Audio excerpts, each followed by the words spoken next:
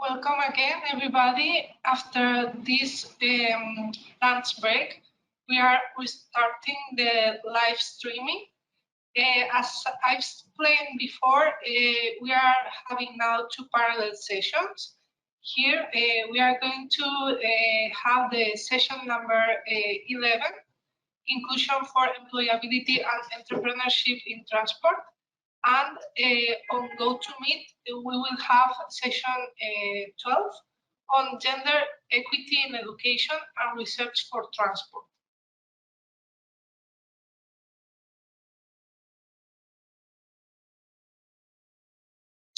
So for those that are going to stay here, I would like to give the floor, first of all, of Mireia Kinahan, who is going to chair this session, but also presenting with her colleague Yvonne. And Mary, in the case of the first presentation, I would like you to introduce Anne-Marie Nienaber, excuse me, but regrettably, she has not been able to be with us today for personal reasons.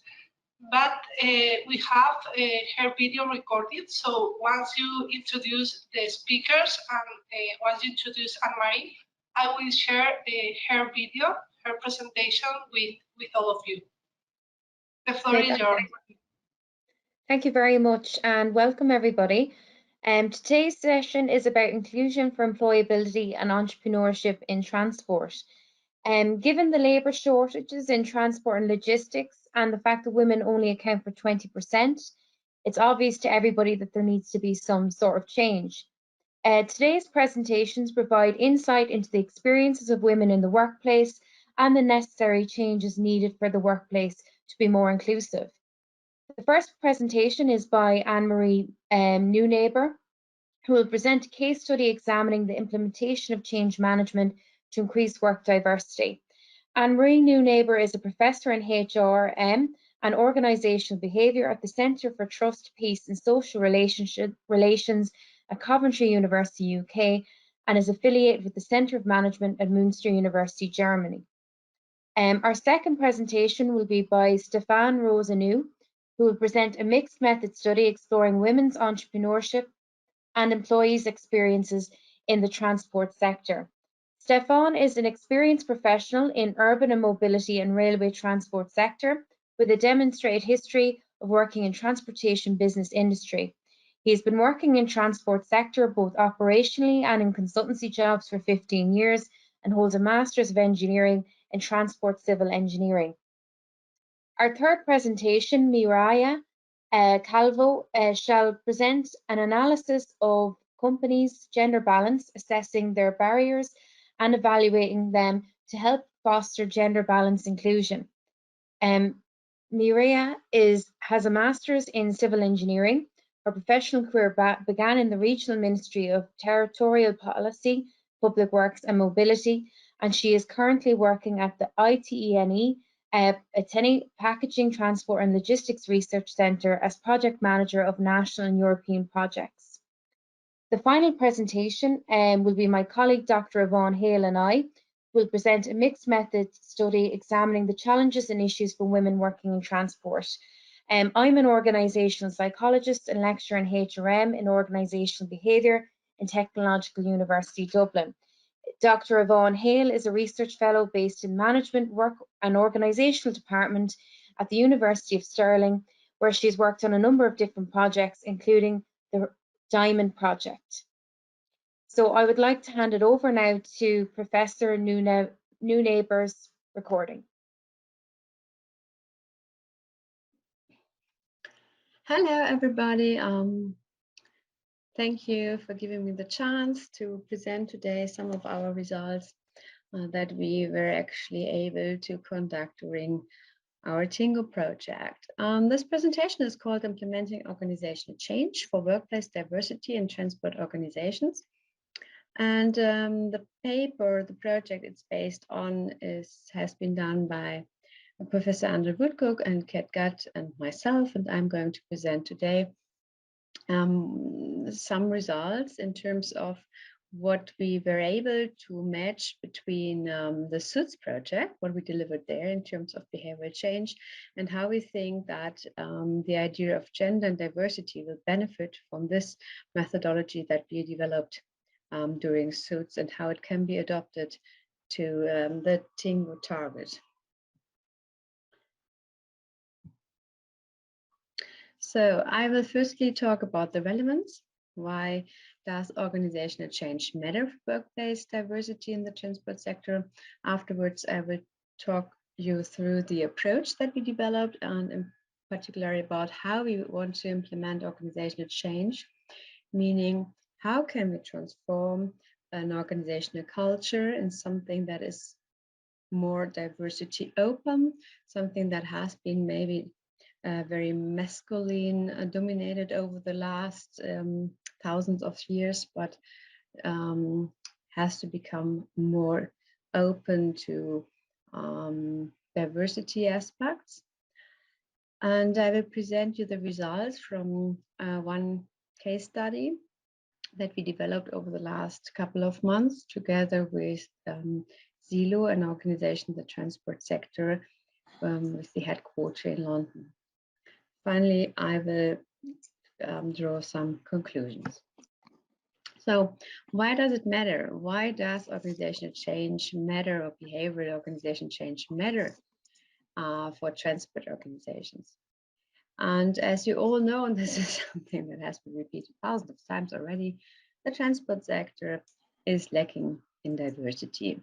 It's very masculine. It's dominated by men at the top, at the middle, at the bottom, and that means we do have a culture that has been created over a couple of hundreds of years or decades of years that is very much based on men needs and requirements, on how they behave and how they actually understand an organization to function.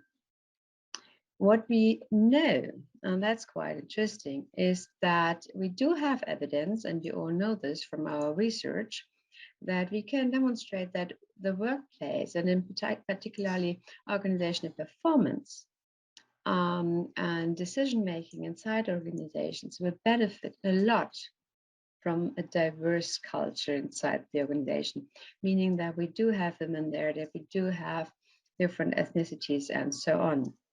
So while we know that organizations will benefit from diversity, we do still see in the wider economy that the organization is still lacking to approach diversity. So what we think is that a change is needed here. So we think that the culture has to be changed. So organizational behavioral change is needed here. And this will also help to deliver the 2030 Agenda for Sustainable Development.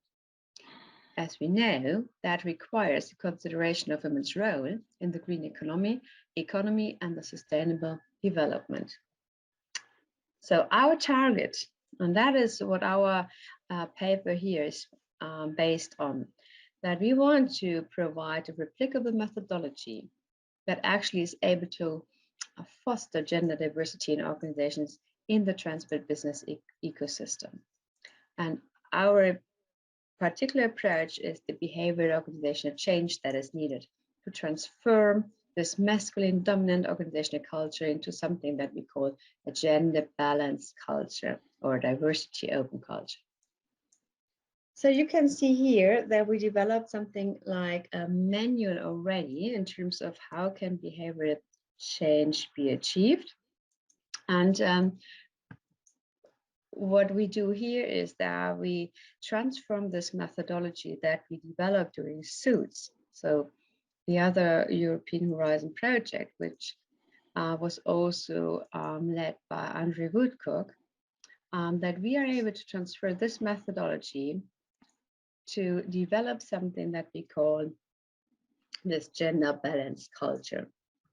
So how we actually developed and, let's say, try to provide evidence now that this transformation works actually is the first case study that we developed. And the first case study that we developed over the last year was together with Zelo. Zelo is a self-coach service, and it's in particular working for businesses in terms of commuting from the workplace to home and so on. And then in the education sector, that company provides school bus services. And Zelo operates in the way that it uses data to identify, build, and improve fixed bus routes and shuttles to maximize ridership. So they try to get more riders in actually developing different and identifying different routes. This is a relatively young company, whereas it has been growing very quickly. So far, they do have different departments in 5 other international countries already, but the headquarters is still in London. And the challenge is that they provided so far just one-sized services. That means that they did not pay any attention to gender or diversity in general, that they just said, our clients, they all need the same, they all require the same things. So means needs and requirements are totally the same. When we were in discussion over the first initial thoughts, we recognized very quickly that Zelo was already a bit aware of the fact that it may help to think about gender and diversity to sustain their success, and that they have to change something. But they're still struggling with that because their top management was very, very male dominated and did not really see the need why they should change something and why they should maybe offer to their clients different services based on their particular requirements and needs. So we developed something like different workshops together with them to discuss our approach to actually achieve a behavioral change in Zelo.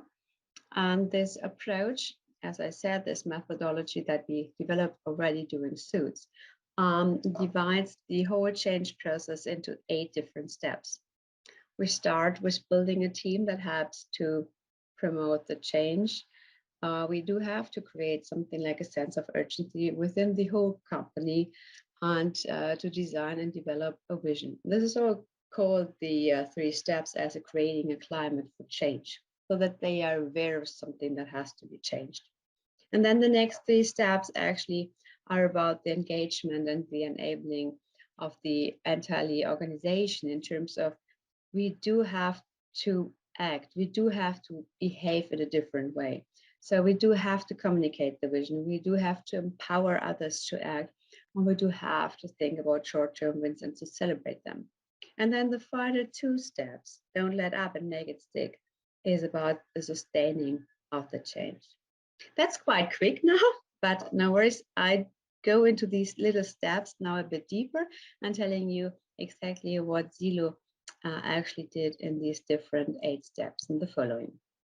So first of all, form a powerful team. So that means we do have to identify key players. From the change management literature, we call it the change agents that have to be identified, that actually are the, let's say, role models of change, that are the gatekeepers that help others to think about change. In the gender literature, we see a similar person that has been identified as very important when it comes to behavioral changes, and it's called the diversity ambassador. So it's really similar, this kind of persons, or this kind of terms in terms of what they mean. They're all talking about this one person, but coming from different streams of literature. So that's our theoretical basement, by the way, that we try to combine what we know from the gender research and combine this with the change management literature.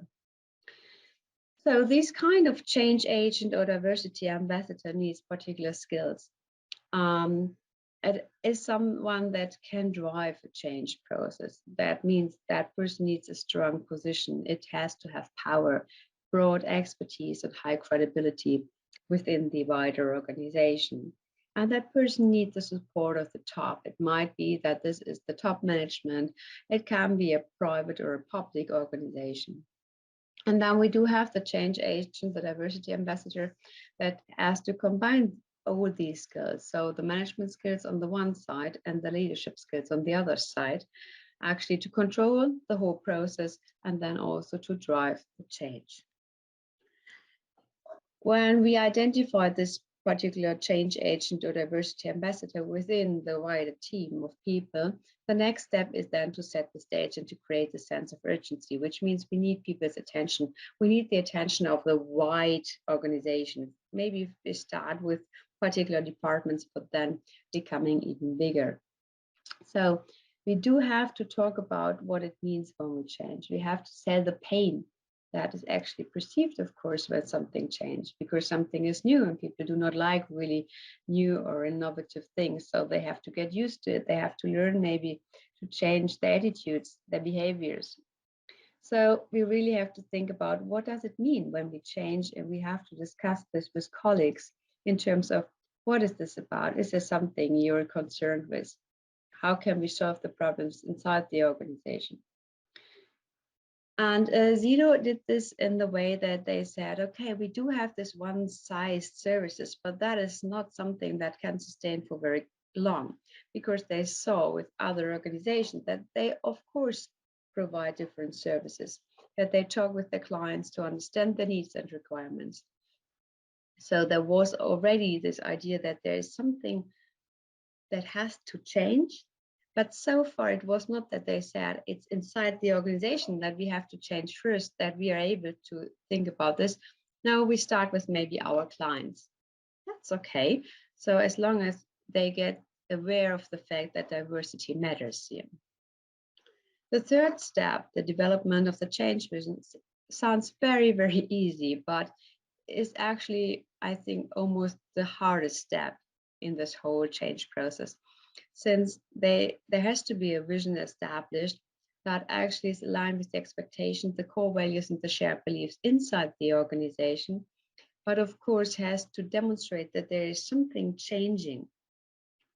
So we have to think about how can we establish trust, how can we become accountable for what we do, how can we demonstrate that we are able to change something so that we can provide evidence to others that this is maybe something that is positive for not just the single person, but also maybe for the whole organization.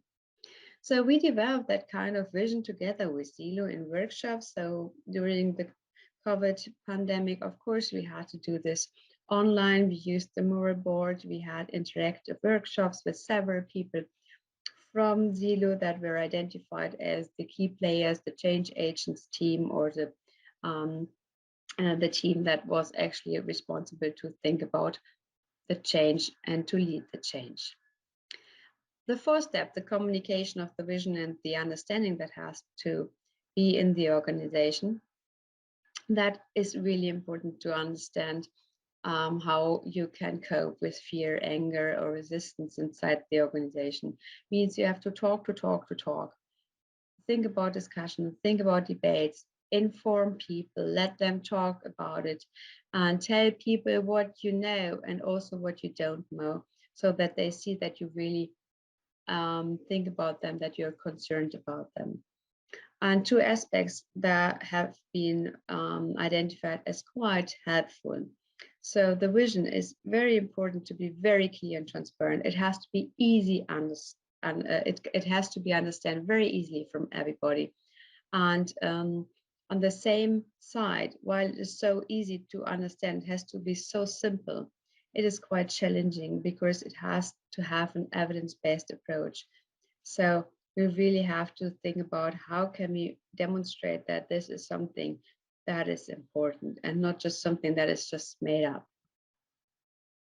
The fifth step, the empower others to act, is actually about this kind of how can we align structures inside the organization that they work in terms of getting this kind of behavioral change sustain in the long run. Do we need maybe other processes? Do we need maybe different communication ways? Do we need rules that say we do need women at the top? Maybe something like a particular number of women, or what are maybe our clear targets that we want to achieve, maybe to really become a more gender open culture. And that means we also have to get all employees within the whole organization. So all different levels of employee engagement are important. And this has also to be fixed, otherwise it's lost.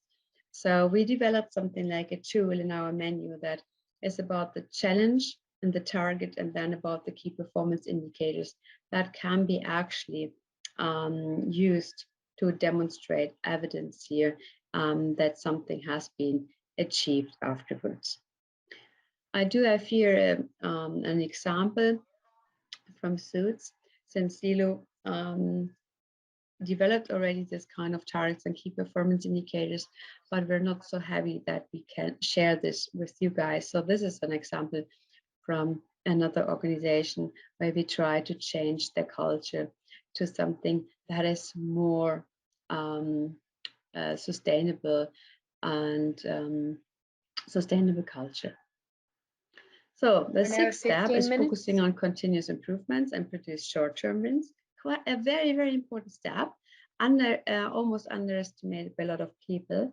It's important, even if you just were able, maybe as Zilo, for example, to develop an online service, just a little step, but something, an online service where we developed this together. A lot of demographic variables were asked. So how old they are, what kind of ethnicity they are, what age we're talking about, what kind of sector the people work in, all about the clients' demographics. So what are the clients of Zilo? How can we describe them?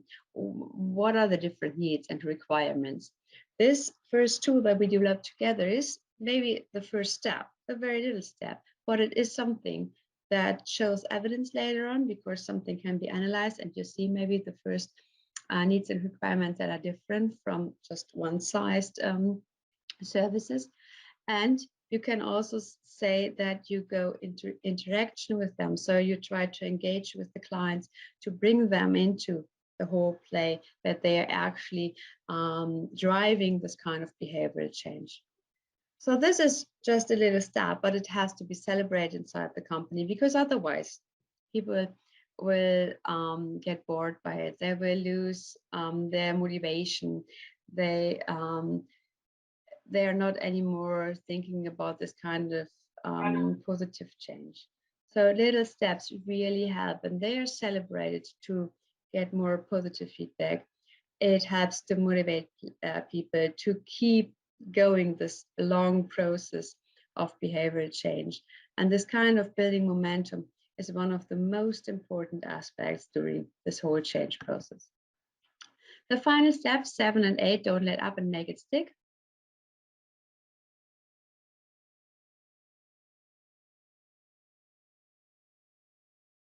I am sorry to have cut it, this video, but it was longer than the time scheduled for this intervention. So I am going to give the floor to Mary to continue, please, with this session with Stefan Roseanu presentation. The floor is yours, Mary. Thank you. So Stefan, so we want to allow about 12 minutes per presentation. So I know we've gone a little bit over now. So at 10 minutes, I will let you know that you've 2 minutes left. So if you can try and keep to that time, that would be great. I'd really appreciate it. So I'm now handing over to Stefan. So we have you on camera. If you could share your screen, that would be great. Yes, hello. Yes. Yeah, sorry, so, I don't know what is wrong with the video. I see that I don't know what kind of video. And wait a minute, it asks for permission. I don't use this tool for So meetings. have you asked for permission for the to use camera? Just a second. Okay, up to the final details Hello, everybody. I will start my presentation before being able to share my screen. So yeah, we can't see, you're not sharing your screen at the moment. Because again, I'm not using this application on a regular basis, so I miss a setting in my privacy. Yeah.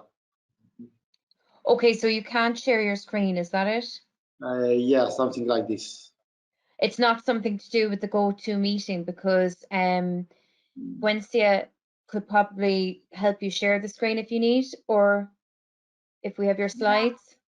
Stefan, we have been giving you a permission for sharing your screen. So if there is a problem with your computer, we are going to be able to help you with that. In that case, if not, we can follow with the next presentation while Stefan tries to sort this out. Yeah, let's switch. Yeah, let's switch the order. Perfect. Okay, yeah, that's no problem. So, Mireia, are you ready? And if not, I can present.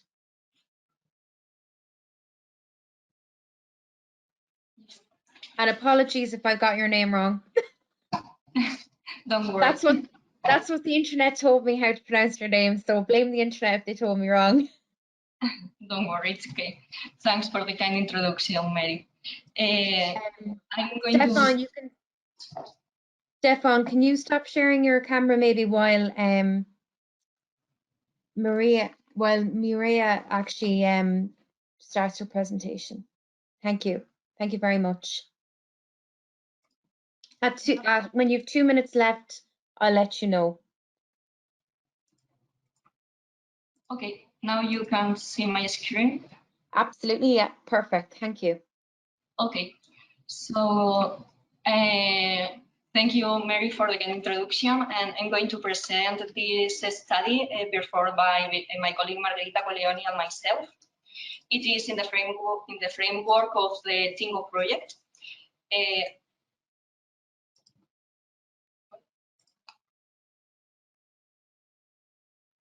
No, okay.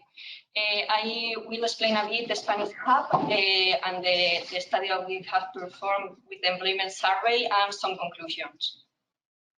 The Spanish Hub is one of the hubs developed by the TInnGO project, the total 10 hubs. It is led by ITENE Research Centre, and it has those two main focus. One, security related to services and infrastructures in order to meet the needs of the different group of women. And the other point and the other focus is employability in the transport sector. Why we choose at the beginning of the TInnGO project these two objectives? Because we made a research of data, and the majority of women here in Valencia, the majority of users of public transport are women, but only the 20% of the employees are women. So the transport system in Valencia is designed by men, and the main user are women. So we try to tackle these differences and promote inclusion of the women of the sector.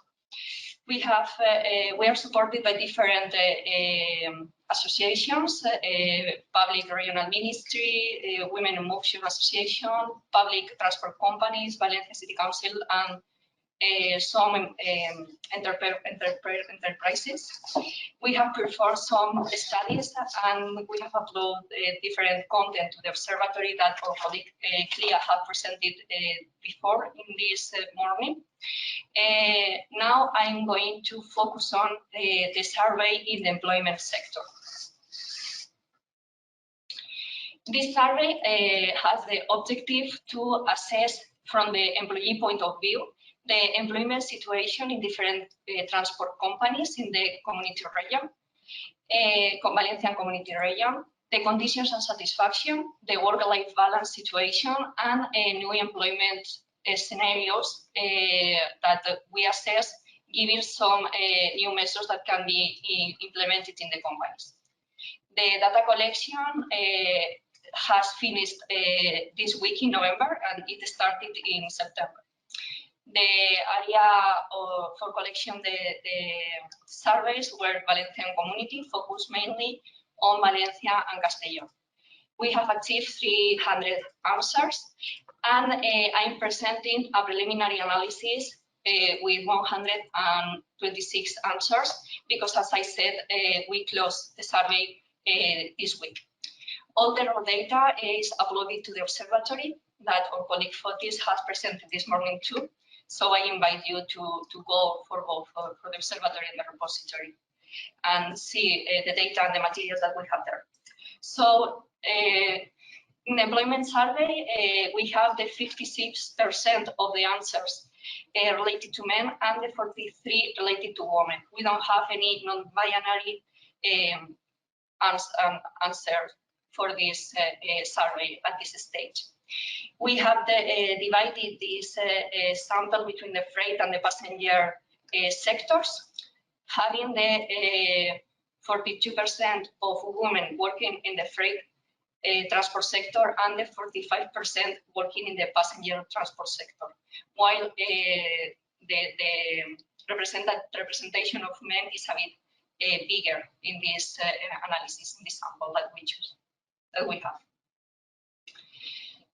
Now we have divided the total number of answers between the freight and passenger transport. We have a little bit more answers for the freight transport and the passenger transport, and related to the gender-wise, the 56% of women work in the freight transport and the 43% in the passenger transport, while the men is around the 60 for the freight transport and around the 40 in the passenger transport.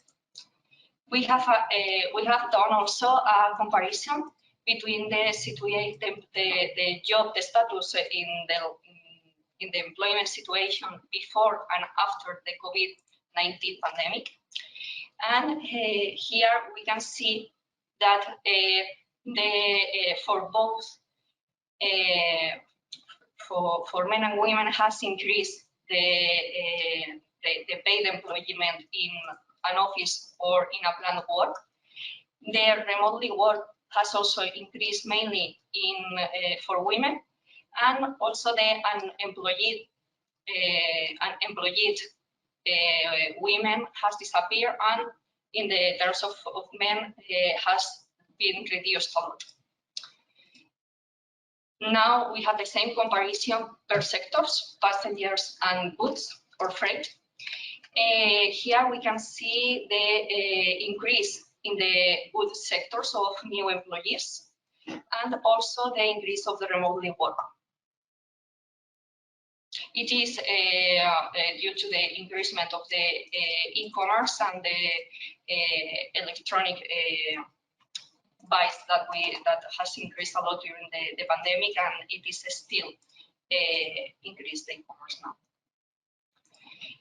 Now, if we analyze the changes in the professional status, we have identified that the 42% of the employees that have answered the survey have changed their professional situation before and after the COVID. And in this percentage, the women are that have changed the situation before and after the COVID are around the 50%, while the men are around the 40%, as you can see. Analyzing the employment category, we have that the majority of the interviews are in the operational level and in the technician level. If we go for freight, if we divide between freight and passenger transport, we can see that these majorities still are there. And if we divide between gender-wise, we see that the operation level is the principal category for men, and the technician is the main category for women working in the transport sector. We also ask the main reasons why they started to work in the sector. There are two main answers: the salary, and because the work in the sector was recommended by a colleague or by a friend or by another people. For women, the main reason is that recommendations, and for men is the salary. We have also for men the work file, the transport sector that is interesting. Sorry, that is interesting for them is also a main reason to choose to work in this sector, and also the family business has an important influence for women. The main reason to continue working in the transport sector, before was to start to work. Now we are analyzing why they continue working there. We can see that for women are the salary and the career perspectives, and for men the most important are the salary also, and the transport work file, because they like the transport sector to work. Here, the next questions were related to indicate the level of agreement and disagreement with some statements. These statements were related to the satisfaction with the job, it was easy or not to obtain the job, and the career development, and the situation related to the work-life balance in the sector. The people who answered the survey should evaluate between 1 to 5, being 1 completely disagree and being 5 completely agree. Related to the satisfaction with the job, the answers were between 3.81 and 3.14. So we can say that the employees in the transport sector are satisfied, and they are well and feel comfortable in their job positions. Related to obtaining the job and the career development, they are neither agree or disagree with the statements. And related to the work-life balance, we have some of the lower score with 2.66. Here you can see it's a statement which value or which score has obtained. What I want to highlight here is that women gave higher scores to all the statements, and also the passenger sector gave higher scores too. Now we are going to analyze this. Sorry, 2 minutes. Okay, I will speed up. Now we are going to analyze some of the statements in the in the positive peaks and the negative peaks. Now I have all of them. For example, one of the negative peaks are if one of the statements where I have experienced uncomfortable situations at my workplace. This is the lowest answer, but it is possible. It is positive because that means that they have not experienced many uncomfortable situations. For the schedule adapted to children and home-related activities is also one of the lowest scores, and it is related to the work-life balance, while in the positive situation we have, I am satisfied with the current job, so they are comfortable there. I'm comfortable with the relation with the colleagues, and the networking. The networking is also valuable inside the transport sector.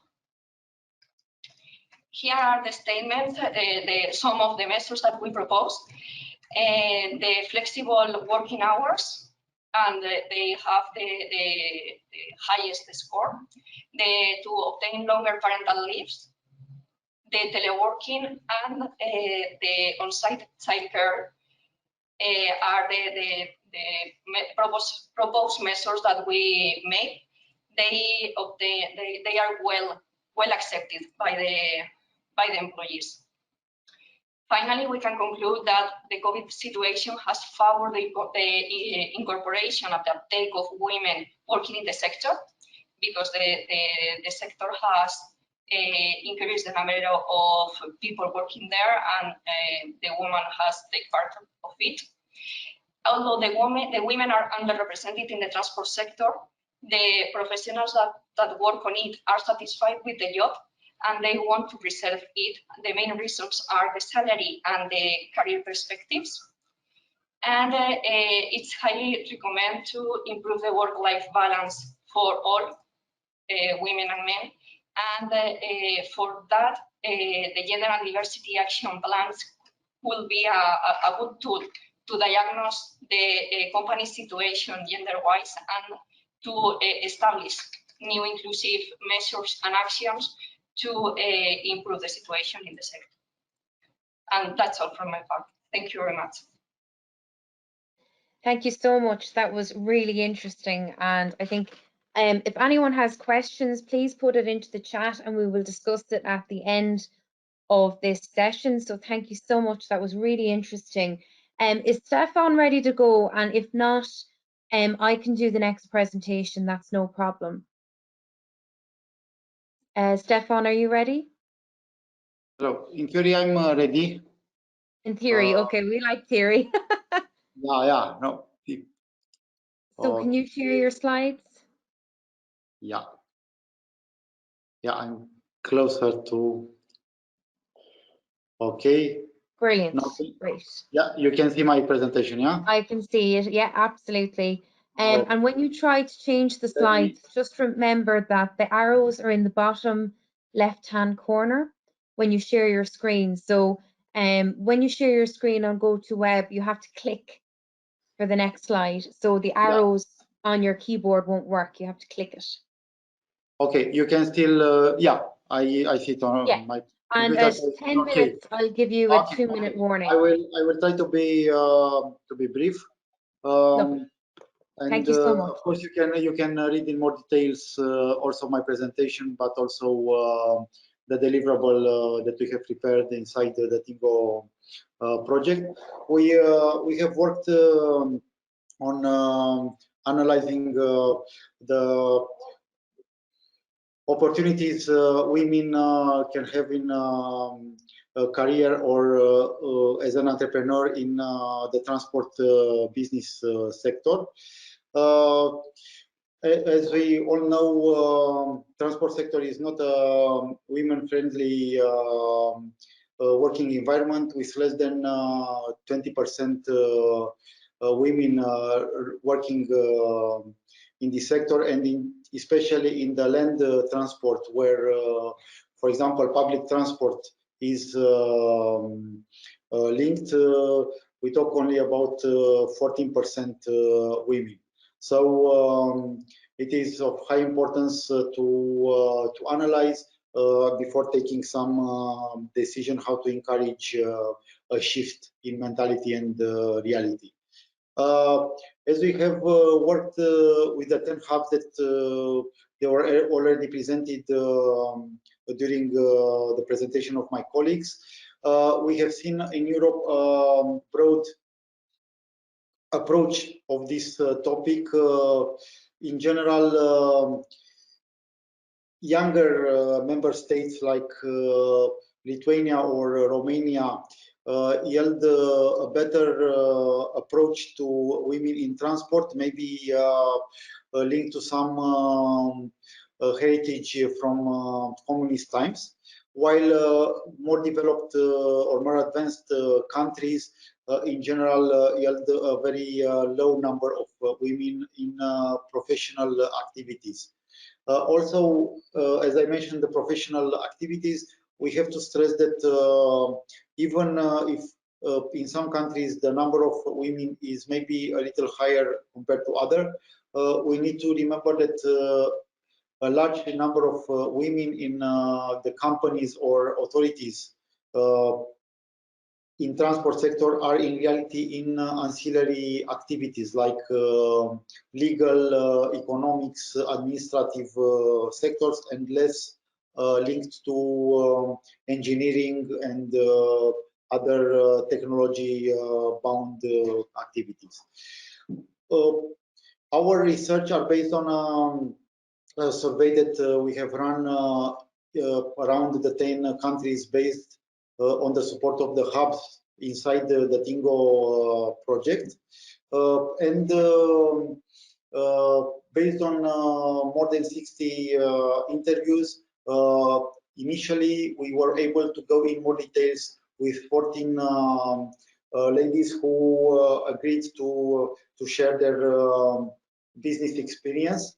And we have developed also what is called motivational portraits.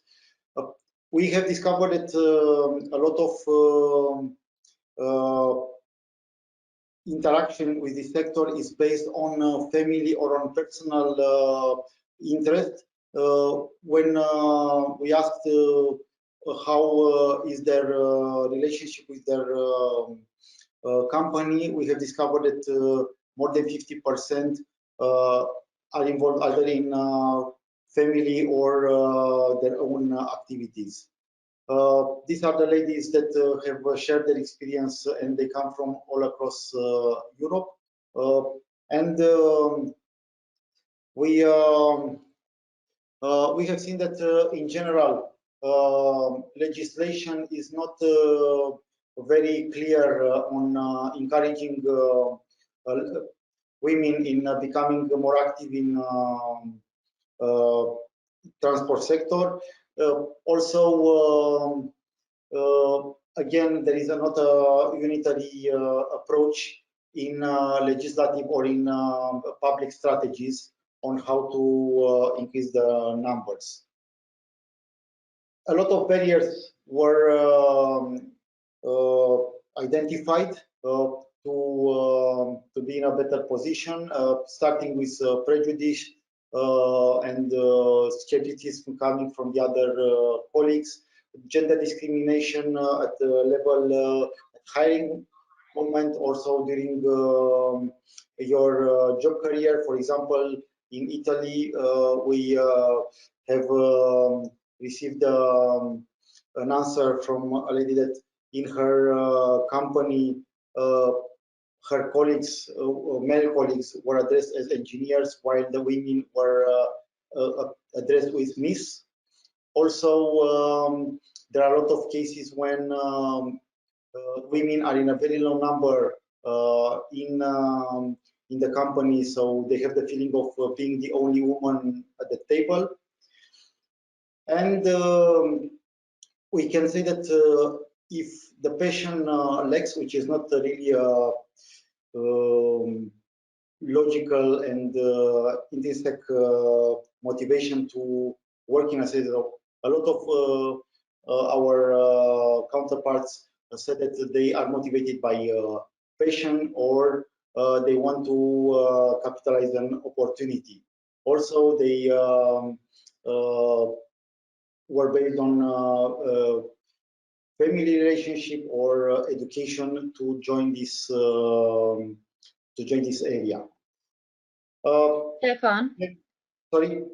I just want to let you know your slides are not changing, so I don't know if you. Oh, sorry, for me are changing. What? No, sorry. On there, well, maybe it's just me, but it's not changing. I was wow, my God. I tell sorry, you, I didn't want to interrupt, but yeah. You need to click on your presentation and use the arrows for changing the slides. The arrows on your tabs. So if you change your presentation to full screen, at the very bottom of the screen on the left-hand side, the bottom left, you'll see you'll see arrows. They're not, if you click, you'll see arrows. They're kind of shaded. They're not very bright. And that will help change the slides. Okay, so I can see your mouse moving. Yeah, we're on cross-sectional analysis now, step 3, is that correct? Yeah, this is where I should be. Okay. Yeah, so you might need to use your mouse to move down the screen then, if that's easier. If I change from here, you can see, yeah? Okay. Yeah, I can see the changes, yeah. Apologies, Okay, I should have spoken sooner. I didn't want to interrupt because it was so interesting. No problem. I have put initially the presentation on automatic change.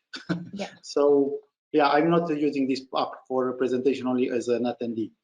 So I'm sorry for everybody, and you will have the presentation, and you can see the graphs. Coming back to one important slide that you missed.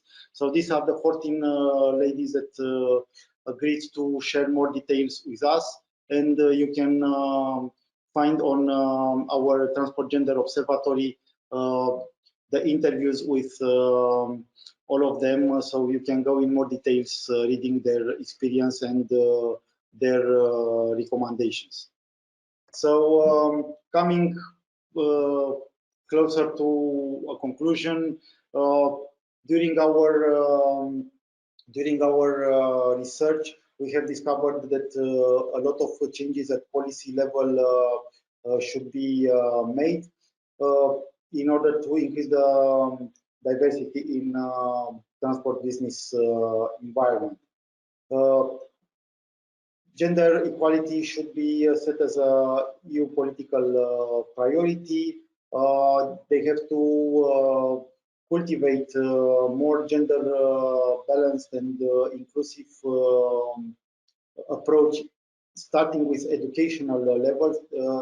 I think that it was clearly expressed also by my colleagues that STEM educational environment is not very friendly to women, or not very appealing to them. But at the same time, we have to say that from discussion with our counterparts, we discovered that step-by-step transport environment becomes more democratic, based on new technologies present now in the system. For example, computers and mobile applications. So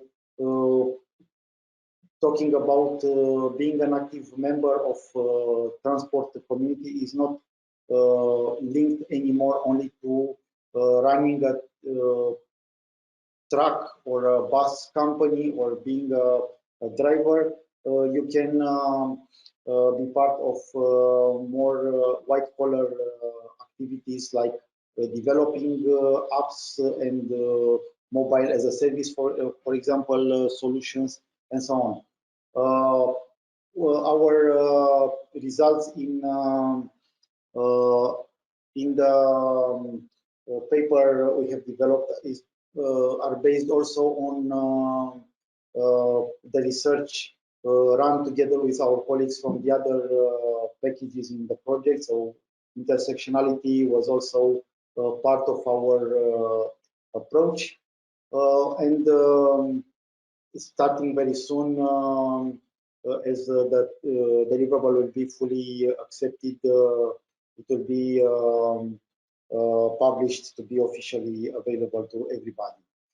During the activity for preparing this paper, we have discovered that women need more guidance in selecting the transport as an environment for being an entrepreneur.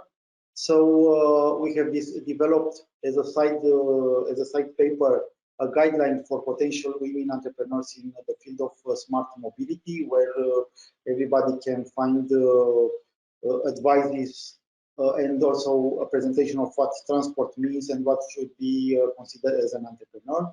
And also together with the support of our colleagues from Coventry University, we have prepared also some mentoring booklets to have access very quickly to some ideas. And also we have run a lot of webinars. Unfortunately, as already mentioned, COVID has affected our possibility to work face-to-face with what we have estimated back in 2018, 2019 to have a relationship with stakeholders. But a lot of young people have agreed to join our webinars, and the conclusions come also from these interactive activities. As a conclusion, I can say that even if for the moment being an active and at a high level participant in transport sector as a woman requires a lot of effort, and you have to prove your value and ability maybe a little more compared to your male counterparts. Transport becomes more active, more attractive, sorry, for people as new technologies allow to identify solutions in other sub sectors, not only in the classic transport area. Thank you for attending. Thank you for accepting these technical gaps that I have, and I'm sure that inside the PPT you will find some useful info, and also a little later we shall share also the official link to our deliverable if you need more details. Thank you to everybody. Thank you very much, Stefan. That was very interesting, and apologies for not mentioning the slides earlier on, but that was great. Thank you. So I will start presenting now. I'm turning on my camera. So if I can get if I can request.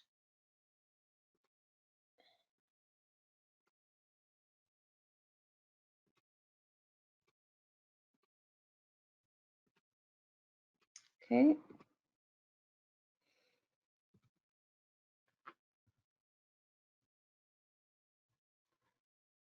Apologies, I'm just trying to get the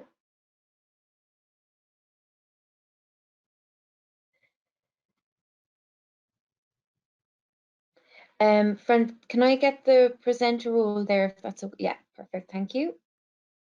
Great, thank you very much. Okay, so today I am going to be presenting with my colleague, Dr. Yvonne Hale, on this.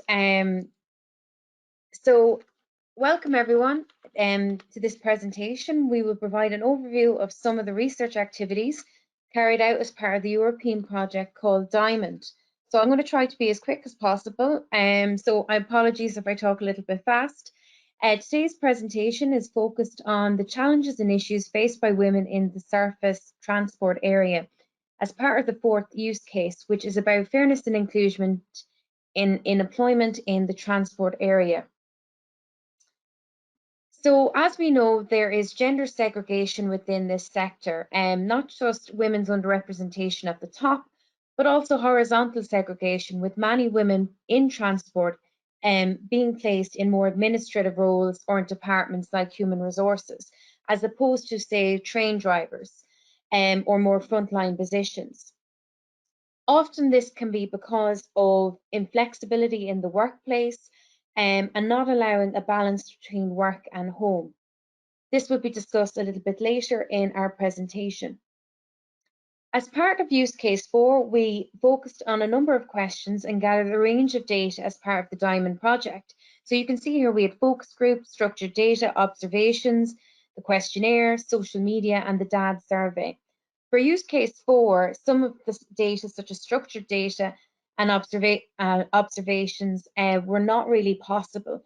However, we did gather data qualitatively from focus groups and interviews with women employees and key transport stakeholders.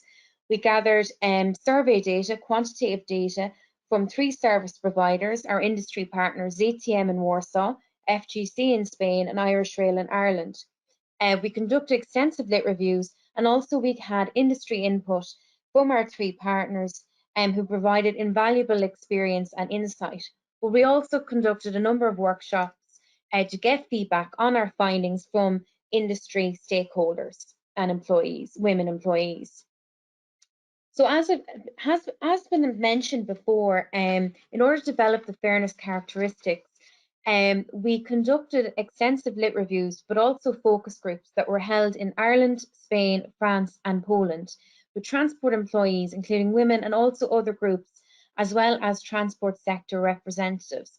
Thematic analysis of these findings and the review of the literature produced Level 1 and Level 2 fairness characteristics.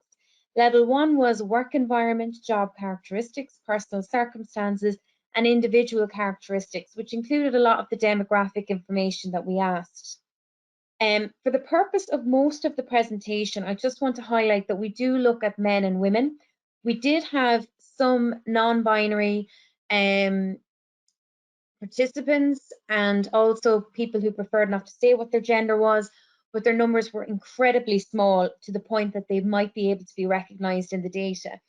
And we do further analysis of different profiles and intersectionality on the DIAMOND project, but for the employee survey for this presentation, I'm just presenting the two main genders or the largest genders. But I'm willing to answer any other questions outside of this. The survey was administered online to all employees in the transport organisation in Ireland, Spain and Poland via link to survey on Google Forms. As you can see, in the Irish data, we had 98 males, 29 females and 2 prefer not to say. In Spain, we had 50 males, 33 females and 1 non-binary and 6 prefer not to say. And in Poland, we had 3 males, 132 females, 3 I don't know, other, or 2 prefer not to say. So as I said, the non-cisgender or the majority of the genders were male and female. Generally beyond that, the majority of the sample was white, Christian, heterosexual, typically parents, but generally not carers. And the main sample seemed to be made up of mostly administrative and management roles rather than frontline or driver roles. So as you can see here, we did an analysis, ANOVA's and Kruskal-Wallis analysis to compare the mean results to see which was significant or not. What we can see here is that there was a significant difference in the work environment, with men agreeing more with the statements than women. In my community country, there's equal balance between genders. Again, we see it for the national laws. Now, this is across all 3 samples. Interestingly enough, overall, women seem to be quite happy with the terms and conditions for support for employees with family-friendly policies and with protections after maternity periods, more so than men. There was some interesting results with the company profile, with the biggest difference with where I work, there is generally good level of acceptance of female employees by male. Individually across the 2 samples of the Irish and Spanish data, there was a significant difference on this. However, in combination, there was none. Safety and security, we see that my working environment protects women from violence, assaults. What we see here is, oh, have I lost? God damn it, pardon me. Apologies, I thought I lost the screen. We can see that the working environment protects women from violence and assault. There was very good satisfaction across these, but again, we do see a significant difference in this perception between men and women. Again, when it comes to training in regards to upskilling and training for women for unconscious bias and for sensitivity training, what we do see is that men generally were more satisfied than women. Overall satisfaction, there was some differences where in regards to meeting personal care and parental responsibility, women felt more satisfied than men, surprisingly. But however, in regards to overall satisfaction and whether their global needs are being met, there was women were generally more satisfied than men overall. However, it is important to note that there was differences between the different sites, so it's always important that context matters. Some of the main influencers for all employees was organisational HR policies, protections for employees, protections for special physical needs, and the list continues. So I'm just going to hand over to my colleague, Yvonne, who examined the focus groups and interviews.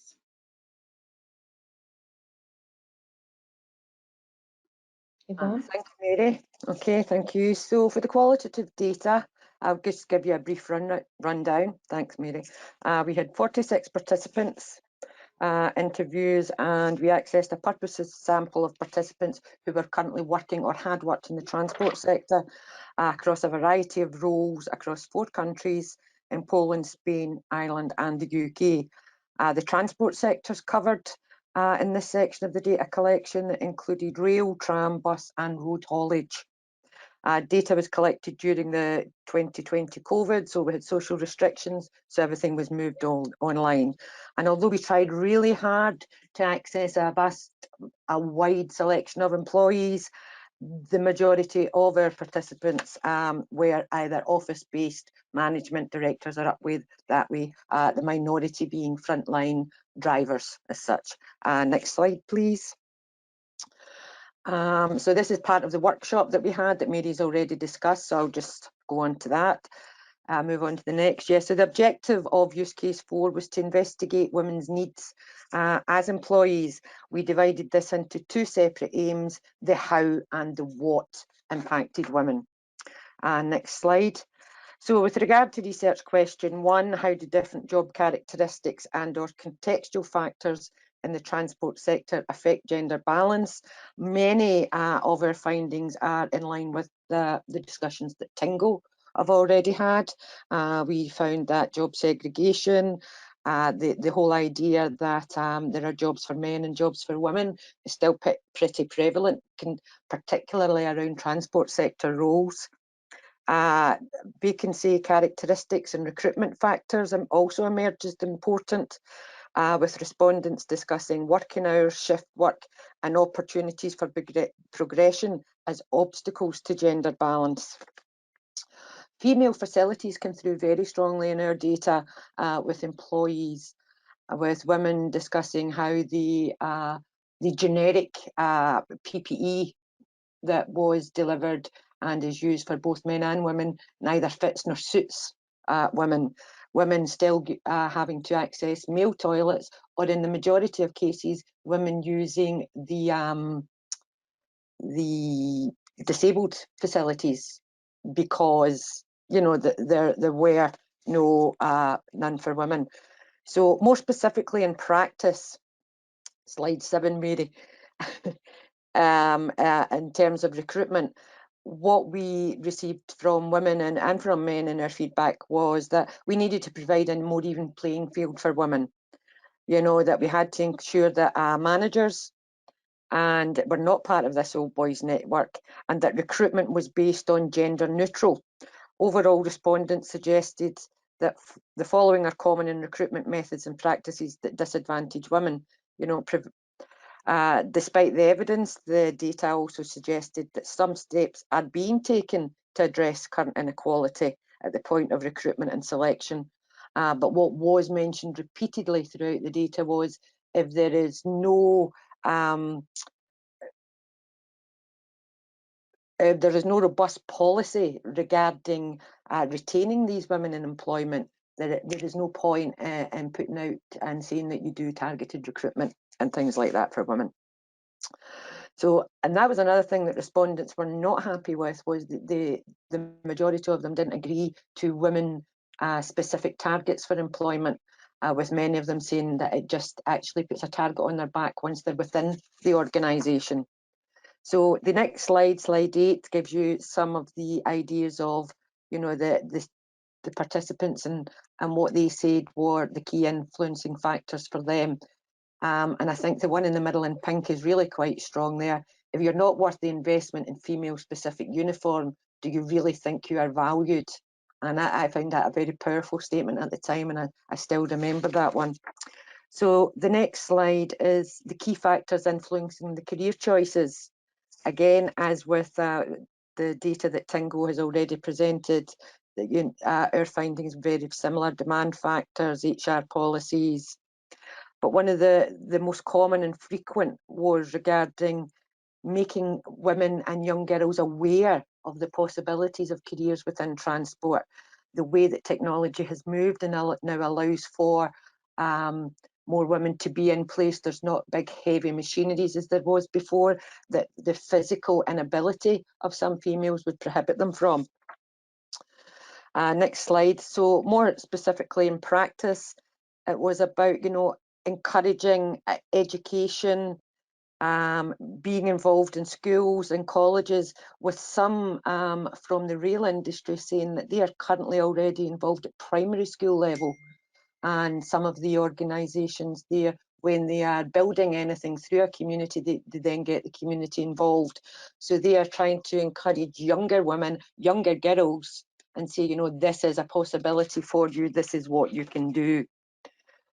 So in general, respondents noted that their organisations currently offer favourable terms and conditions, in particular with regards to maternity leave and things like this, that I believe that they're, you know, the European policies kind of cover all of those things.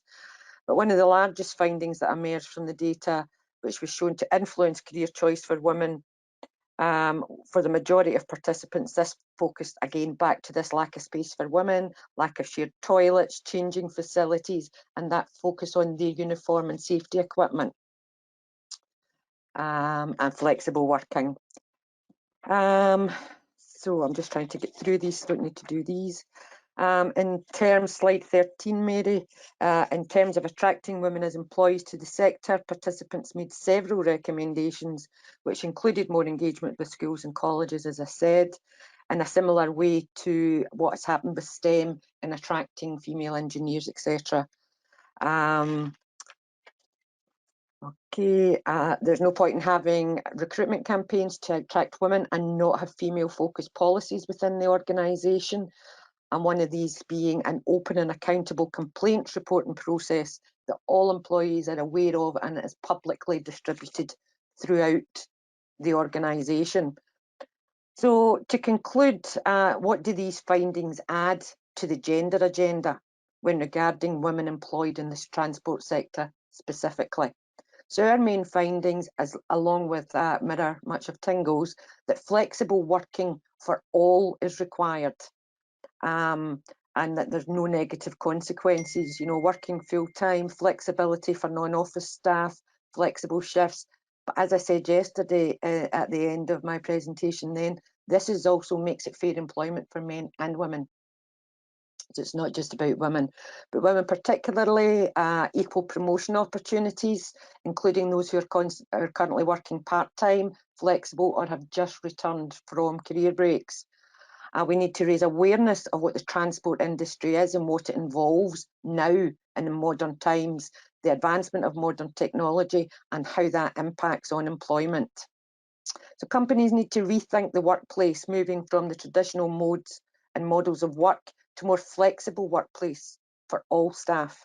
Equality is important for all groups, but there are specific issues to specific contexts, e.g. childcare, that organisations must be aware of and continue to address.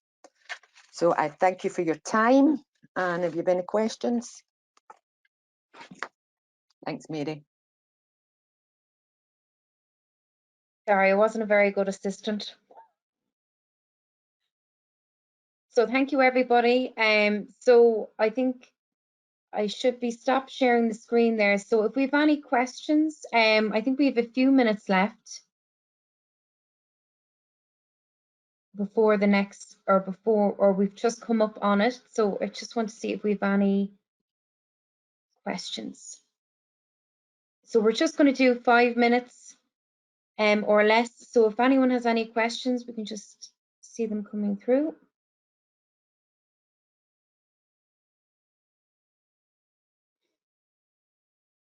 Could I perhaps then ask TInnGO a question, Mary, regarding our findings, if any of the data collection or anything, they came across these female facilities as strongly as we did?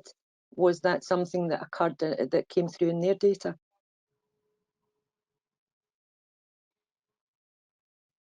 So I know that there was an earlier presentation by TInnGO where there was very strong about breastfeeding facilities. There was a presentation about breastfeeding, which was very powerful. I had technology issues and no sound at that time, and I couldn't hear anything. I could see everyone, but I couldn't hear them.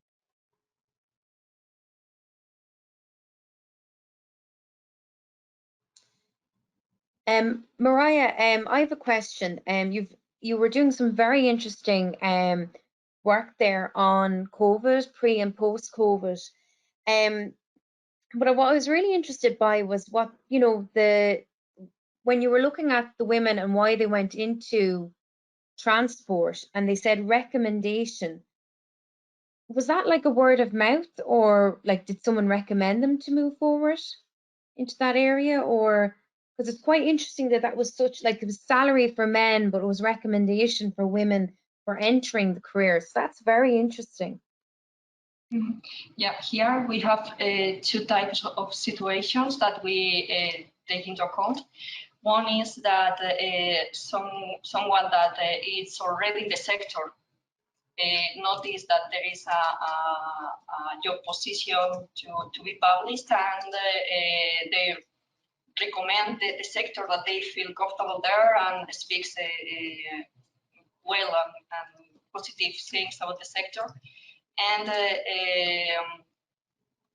And also there are some public, I would say, that you need to make an exam to get these positions, but then you have there are public job positions that, for example, in the public transport companies or someone, so in that ones you have a better work-life balance. So yes, one is the mouth to mouth. Sorry, because I'm getting a mess. One is mouth to mouth. The people is talking about the sector with the colleagues or with the friends, and they see that they have good methods and good situations in job related. And the other one is that yes, they see a public job published to apply for, and they look for information and try to get contacts and see if it is interesting or not to be there. Well, it is, like, I mean, if we think about what Vaughan was just saying about reaching out to young women and role models, a lot of this, like, leading by example could be quite powerful. So it's really good to see for recruitment and retention.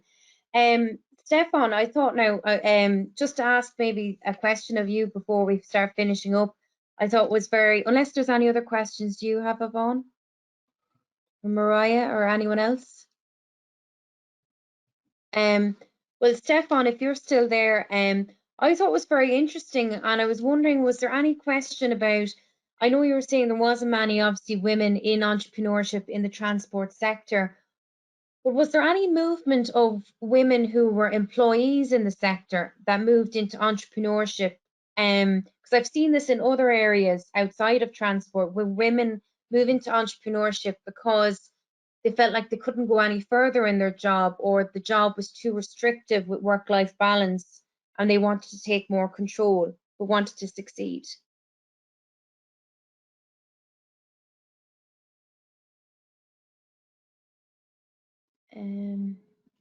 Stefan, no? If you could unmute, maybe, if you're still there.